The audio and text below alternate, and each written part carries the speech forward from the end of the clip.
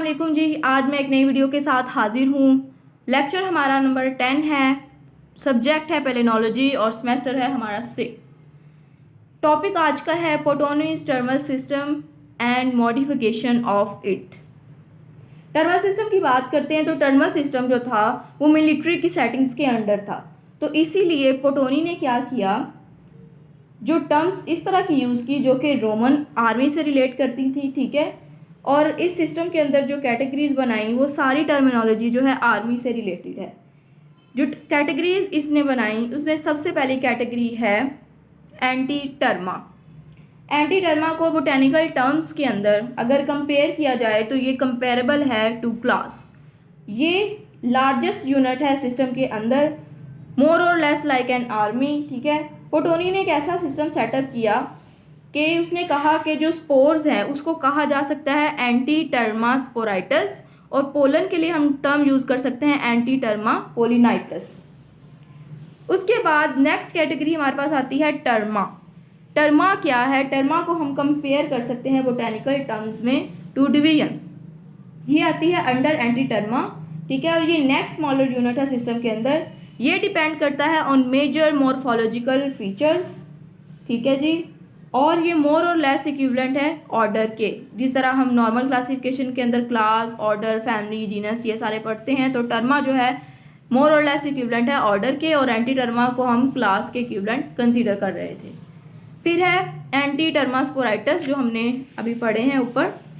Anti टर्मा स्पोराइटस जो कि spores के लिए यूज़ की जाती है टर्मिनोलॉजी, ये आता है अंडर स्पोराइटस, और इसके अंदर आते हैं 2 लार्ज टर्मास, ठीक है, जिसके अंदर ट्रायलीड और मोनोलीड स्पोर्स आते हैं, और 2 वेरी स्मॉल टर्मास आते हैं जिसके अंदर हाईलीड्स एंड ए लीड्स आते हैं।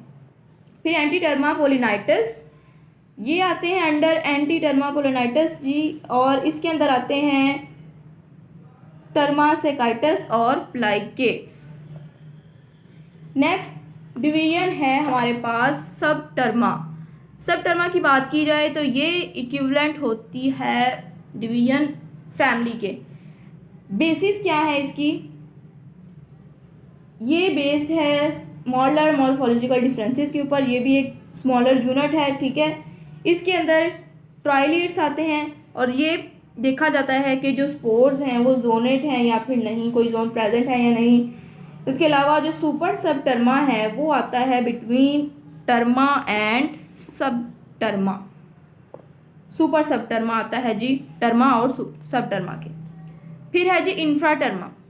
इंफ्रा टर्मा ये बिलो होता है सब टर्मा के। इसको मोर और लेस इक्विवेलेंट लेते हैं हम सब फैमिली के, जिसके अंदर क्या होता है, जो स्पोराइटस है, स्पोर्स हैं, वो बेस करता है मेजर स्कल्पचरल डिफरेंसेस के ऊपर, जैसे कि इंफ्रा टर्मा एपिक्यूलेटी, ठीक है, सब टर्मा के अंदर, या फिर ए जोनल ट्राइलीड्स के अंदर सब इंफ्रा टर्मा ये भी प्रेजेंट होता है इनमें, ठीक है, जिसके अंदर आते हैं वेरुकेटी। और इंफ्रा टर्मा बेस जो होता है हिप्टोटिपिक फीचर्स के ऊपर।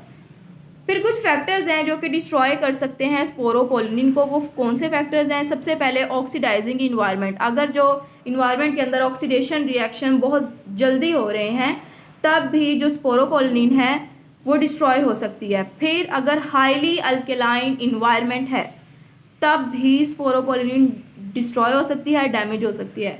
अगर कार्बनाइजेशन का प्रोसेस बहुत ज़्यादा हो रहा है, ठीक है, तब भी स्पोरोपोलिनिन जो है डिस्ट्रॉय हो सकती है। फिर अगर टेम्परेचर नॉर्मल रेंज से बहुत ज़्यादा है तब भी स्पोरोपोलिनिन जो है वो डिस्ट्रॉय हो सकती है।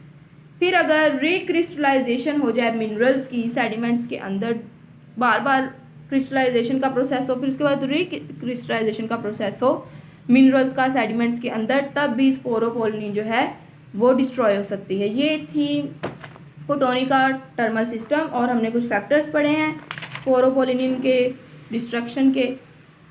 फिर हमारे पास जो डिवीजन है, एक टेबल है जी पोटोनी ने जो डेवलप किया था। सबसे पहले एंटी टर्मा, फिर टर्मा, फिर सुप्रा टर्मा, फिर सुप्रा सब टर्मा। ये है पोलिनाइटस पोलन्स। इसके अंदर 2 कैटेगरीज हैं, सेकाइटस और प्लाइकेट्स। सेकाइटस के अंदर 2 कैटेगरीज हैं फर्दर, मोनोसेकेट और बाइसेकेट। फिर सुप्रा सबटर्मा के अंदर ट्राइलीड सेकेटाई और डाइसेकाई ट्राइलीड ये हैं। फिर एलीड सेकेटाई और डाइसेकाई ए ट्राइलीड ये कैटेगरीज जो है वो इसके अंदर प्रेजेंट हैं। प्लाइकेट्स की बात करें तो इसके अंदर प्रीकॉलपेट्स हैं, मोनोकॉलपेट्स हैं और पॉली प्लाइकेट्स हैं। ये था जी आज का लेक्चर, पोटोनी का टर्मल सिस्टम और इसकी मॉडिफिकेशन और कुछ फैक्टर्स जो कि स्पोरोपोलिन को डिस्ट्रॉय करते हैं। अच्छा जी, नेक्स्ट हमारे पास पोटोनी टर्मल सिस्टम के बाद है जी वॉल स्ट्रैटिफिकेशन। वॉल स्ट्रैटिफिकेशन के अंदर हमने क्या पढ़ना है कि वॉल्स की किस तरह से अरेंजमेंट है पोलन की और स्पोर की वॉल्स के अंदर क्या कौन कौन से स्ट्रक्चर्स अरेंज हैं, ये सारा कुछ हमने इस टॉपिक के अंदर पढ़ना है। ठीक है, सबसे पहले बात करते हैं लेयर्स की। जो स्पोर्स की वॉल्स हैं या फिर पोलन्स की वॉल्स हैं उनके अंदर जो लेयर्स प्रेजेंट होती हैं उनकी बात करते हैं। जो इंटाइन है, इंटाइन लेयर है वॉल की या फिर इंटेगमेंट है पोलन ग्रेन की, वो प्रिजर्व नहीं होती। ठीक है, फॉसिल्स के अंदर ना ही प्रोटोप्लाज्मिक कंटेंट्स होते हैं प्रोटोप्लाज्मिक कंटेंट्स के साथ। लेकिन होता क्या है कि एसिटाइलोसिस का जो प्रोसेस होता है या फिर बॉइलिंग जब हम करवाते हैं KOH सोल्यूशन के अंदर लेबोरेटरी के अंदर, तो ये सारी चीज़ें जो है कम्प्लीटली रिमूव हो जाती हैं। एग्जाइन की बात की जाए तो जो एग्जाइन है, एग्जाइन के अंदर एक फ्रेमवर्क होता है स्पोरोपोलिन का, ठीक है, जो कि बना रहा होता है कंप्लीट शेल या फिर एग्जाइन। जो एग्जाइन है एंजियोस्पर्म्स के अंदर वो ज़्यादा कम्प्लेक्स है। ठीक है, लेकिन जिम्नोस्पर्म के पोलन की एग्जाइंस की बात करें तो उनके अंदर भी जो एग्जाइन है उनका स्ट्रक्चर सिमिलर है। इसी तरह स्पोरोपोलिन के चंक्स की बात करें जो कि टैप्टम टिश्यू बनाते हैं एंथर के और स्पोरेंजिया के, जो कि एग्जाइंस की मेकिंग के अंदर यूज़ हो रहे हैं, वो भी शेड हो जाते हैं एज ओबिक बॉडीज़ या फिर ऑर्बिक्यूल्स के तौर पर। जो एग्जाइन है पोलन की उसकी बेसिकली 2 लेयर्स हैं। ठीक है, 2 लेयर्स हैं जिसको हम कहते हैं एक्टिनजाइन और एंडएग्जाइन। इसका सेकंड नेम है सेक्जाइन और नेक्जाइन। फिर उसके बाद एंडएग्जाइन और नेक्जाइन की बात करते हैं कि जो इनर लेयर है और ये अमॉर्फस है। ठीक है, इसकी जो प्रेजेंस देखी जाए फ्रीक्वेंटली क्या होती है, ये लेयर मिसिंग होती है, लेकिन अगर प्रेजेंट हो तो थिन होती है बहुत ज़्यादा या फिर ग्रैनुलर फॉर्म के अंदर भी प्रेजेंट हो सकती है। फिर होती है जी बाह्य एक्टिनजाइन और सेक्जाइन। ये आउटर लेयर है, कम्प्लेक्स है। ये देखें डायग्राम के अंदर ये जो ऊपर वाला पूरा पोर्शन है ये एग्जाइन का, और ये जो अपर रेड कलर की नज़र आ रही है ये एक्टिनजाइन है। उसके बाद ये जो सेकंड लेयर है ये एंडएग्जाइन है और जो इंटरनल है सबसे वो है इंटाइन। फिर अगर स्कल्पचरिंग की बात करें कि स्कल्पचर क्या होता है, जो सरफेस कम्प्लेक्सिटी होती है जैसे कि स्पाइंस बने हुए हों तो उसको हम कहते हैं स्कल्पचर। जैसे कि ये छोटे छोटे स्पाइन नज़र आ रहे हैं, इनको हम कह सकते हैं कि ये हमारे पास स्कल्पचर्स हैं। स्कल्पचर्स के लिए एक और टर्मिनोलॉजी यूज़ की जाती है जिसको कहते हैं ऑर्नामेंटेशन। ऑर्नामेंटेशन बताती है स्पोर्स की पोलन स्पोर्स और पोलन की स्कल्पचरिंग या फिर ऑर्नामेंटेशन किस तरह से है, वो सारा कुछ जो है इस तरह से शो किया जा सकता है। फिर हमारे पास वर्क ऑफ अर्टमैन एंड फेजरी। वॉल स्ट्रैटिफिकेशन की जो टर्म है वो सबसे पहले फेजरी ने 1973 के अंदर डिस्क्राइब की थी अपनी बहुत सारी पब्लिकेशंस के दौरान। जो स्कीम थी इस टर्मिनोलॉजी की वो ये थी कि जो एंजियोस्पर्म्स के पोलन को उसको डिस्क्राइब किया जा सके। फेजरी ने जो एंडएग्जाइन को डिस्क्राइब किया, उन्होंने ये कहा कि जो एंडएग्जाइन है वो केमिकली डिफरेंट है एक्टिनजाइन से। वैसा क्यों है? क्योंकि जो एक्टिनजाइन है उसके अंदर स्पोरोपोलिन की कंसंट्रेशन देखी जाए तो वो ज़्यादा है, स्पोरोपोलिन ज़्यादा प्रेजेंट होगा एक्टिनजाइन में। दूसरा जो उसकी स्टेनिंग है वो ज़्यादा डीपली हो सकती है। इसके अलावा कुछ और स्ट्रक्चर्स भी बताएं जैसे कि फुट लेयर।